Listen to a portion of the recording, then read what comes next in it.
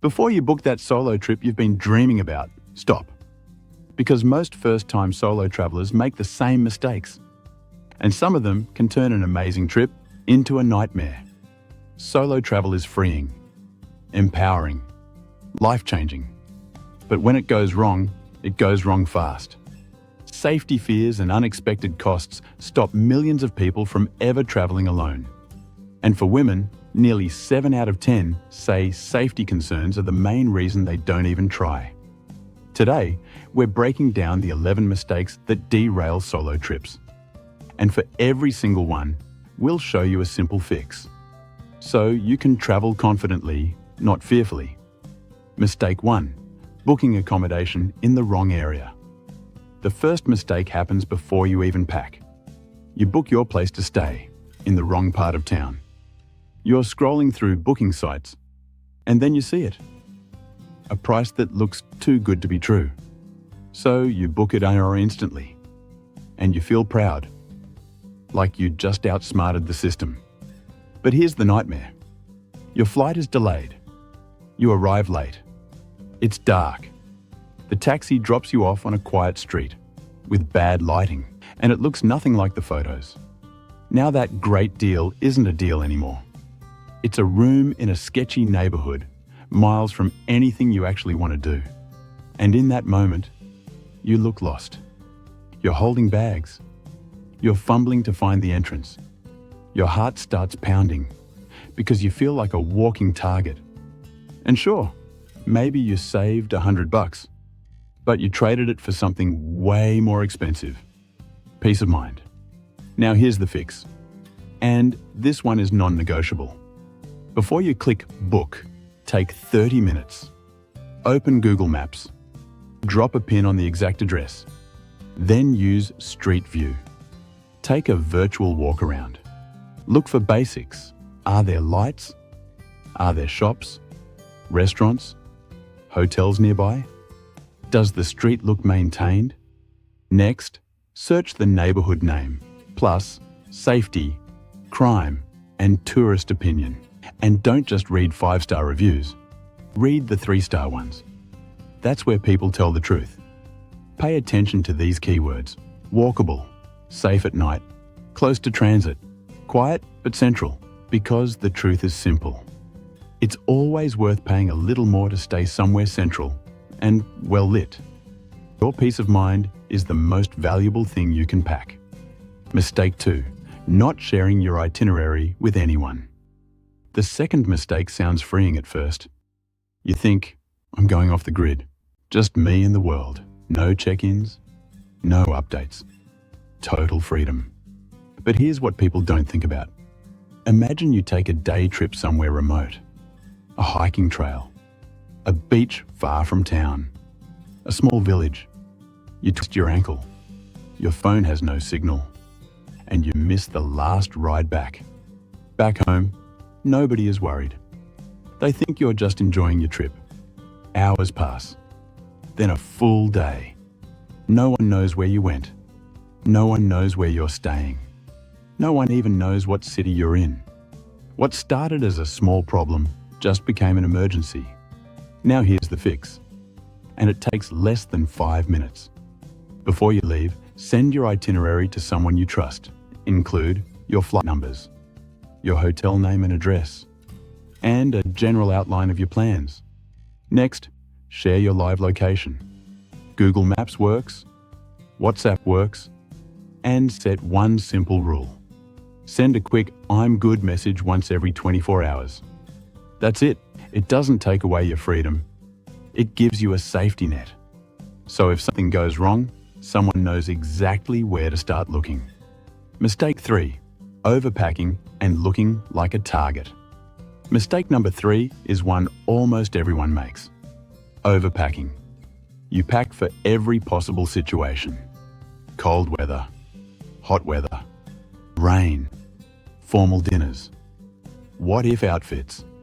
Before you know it, your bag weighs a ton. And the problem isn't just a sore back.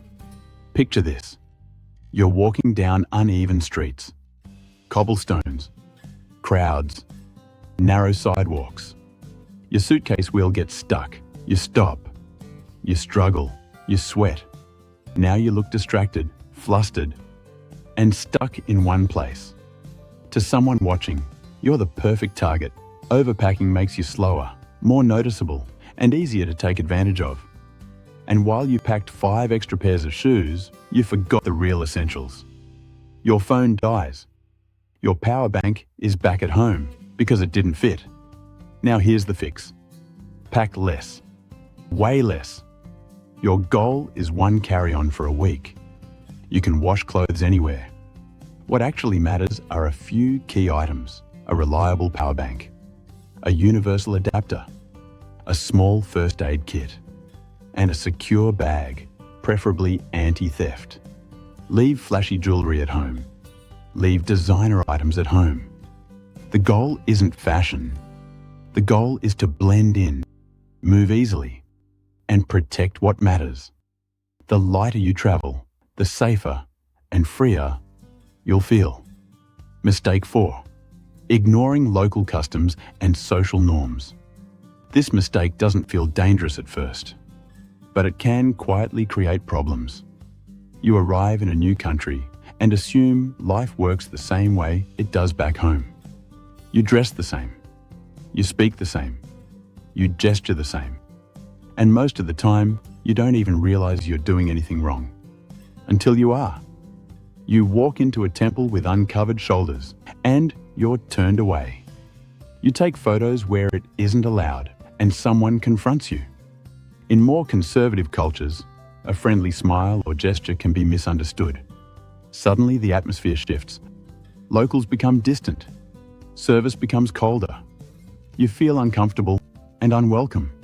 Sometimes it goes further. You're overcharged. You're questioned by authorities. Or you accidentally break a local rule you didn't know existed. All because of a cultural mistake. Now here's the fix. Before your trip, spend 30 minutes learning basic etiquette. Search cultural customs in, plus your destination. Look up how people dress in public. What gestures are considered rude? If tipping is expected. And what basic greetings sound like. Even learning hello and thank you goes a long way. You don't have to change who you are. You just have to be a respectful guest. And when you are, people are far more willing to help you. Mistake 5. Relying only on Wi-Fi with no offline backup. This is one of the most common modern travel mistakes. You assume Wi-Fi will always be there. At the hotel, at cafes, at the airport, everywhere you go. So you don't prepare for being offline. And eventually, it happens. You're heading back to your hotel. The sun is setting. Your phone battery is low. You open your map. Nothing loads. You try your translator app. Nothing loads. You can't even pull up your hotel address. Now you're standing in an unfamiliar place with no directions and no connection. That calm feeling you had earlier, it's gone. Now here's the fix. Always prepare for being offline. Before your trip, download offline maps for every city you'll visit on Google Maps. It takes minutes. And it works without internet. Next, download an offline translation app. Then take screenshots of your hotel address, your booking confirmations, important reservations. Better yet, keep paper copies of the most important ones. And when you arrive, get reliable data. Buy a local SIM card or use an eSIM. Never assume Wi-Fi will be there when you need it most. If you're still watching, you're already ahead of most first-time solo travelers. Subscribe now, because everything on this channel is about helping you travel smarter, safer, and with confidence, especially when you're doing it alone. Mistake 6. Being too trusting or sharing too much. This mistake starts with good intentions. You're friendly, open, excited to meet people. And most travelers you meet are great, but not everyone is. You meet someone who seems kind and helpful. They ask where you're from, how long you're staying, where you're staying, and without thinking, you answer. You mention you're traveling alone. You say the name of your hotel. It feels harmless. But now, A stranger knows. You're by yourself and where to find you. Sometimes it's small things. They invite you to a shop their friend owns. You feel pressured to buy something. Sometimes it goes bigger. You leave your drink unattended for a moment, and when you come back, something feels off. That small gut feeling you had earlier? That was your warning. Now here's the fix. Be friendly, but stay private. You don't owe strangers personal details. If someone asks if you're alone, say you're meeting friends later. If they ask where you're staying, be vague. And always keep your drink with you. If you lose sight of it, get a new one. Most important of all, trust your instincts. If something feels off, leave the situation. You can always be polite somewhere else. Your safety always comes first. Mistake 7. Having no emergency financial or medical plan. This mistake comes from one simple thought. It won't happen to me. Most people travel assuming everything will go smoothly. Until something doesn't. You slip and get injured. You need medical care in another country. And they ask for payment, up front. Or your wallet gets stolen. Your cash is gone. Your debit card is gone. Your only credit card is gone. Now you're in a foreign place with no access to money. You can't pay for your hotel. You can't buy food. You can't even get transportation. A small problem just became a real crisis. Now, here's the fix. Always build backups. First, your money.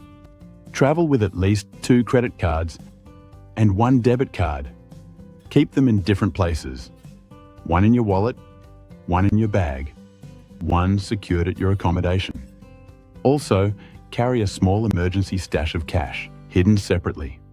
Next, medical preparedness. Write down the local emergency number and the address of your country's embassy. And if your government offers a travel registration program, sign up. That way, they can contact you if there's an emergency. This isn't being paranoid, it's being prepared. And prepared travelers stay calm when things go wrong. Mistake 8. Cramming your itinerary and burning out. This mistake happens when excitement turns into overplanning. You want to see everything, every landmark, every museum, every popular spot. So you plan every hour of every day, from morning to night. At first, it feels exciting, but by day 3, you're exhausted. Your body is tired, your mind is tired. And when you're tired, mistakes happen. You miss trains. You misread schedules. You leave things behind. And worse, you stop enjoying the trip. Instead of experiencing moments, you rush past them. You're checking boxes, not making memories. Now here's the fix. Plan less. Aim for no more than 2 main activities per day. Leave space in between. Space to rest, space to wander, space to discover something unexpected. Some afternoons, do nothing. Sit at a cafe. Walk through a neighborhood. People watch. These unplanned moments often become your favorite memories. Solo travel's biggest gift is flexibility. Mistake 9. Skipping basic situational awareness. This mistake happens when you get too comfortable. You start to relax. You feel safe. You stop paying close attention. And that's usually when problems happen. You're walking through a busy area, a market, a crowded street, a train station. Your headphones are in, your eyes are on your phone. You're checking directions, scrolling messages, not watching what's around you. Without realizing it, you've made yourself an easy target. You pull out a large amount of cash. You stand still in the middle of the crowd, and in seconds, your wallet is gone. Now here's the fix. Stay aware of your surroundings. In busy places, keep at least one ear free. Better yet, no headphones at all. Walk with confidence, even if you're not completely sure where you're going. Keep your phone down as much as possible. And be discreet with valuables. Take out only the cash you need. Keep the rest secure. Most important, trust your instincts. If a street feels uncomfortable, choose another route. Situational awareness isn't about being afraid. It's about being alert. And alert travelers stay safer. Mistake 10. Skipping or skimping on travel insurance. This mistake feels like a way to save money. You look at the price of travel insurance and think it's unnecessary. After all, nothing bad is going to happen. Until it does. You get sick. You need medical care abroad. And the bill is far higher than you expected. Or your flight gets cancelled. Now you're paying out of pocket for a new ticket, a hotel, meals you didn't plan for, or your luggage is stolen. Everything you packed is gone. Without insurance, every one of these costs is on you. And what started as a small problem turns into a financial headache. Now here's the fix.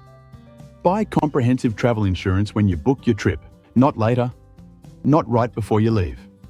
Make sure your policy includes emergency medical coverage, medical evacuation, trip cancellations and delays, and lost or stolen belongings.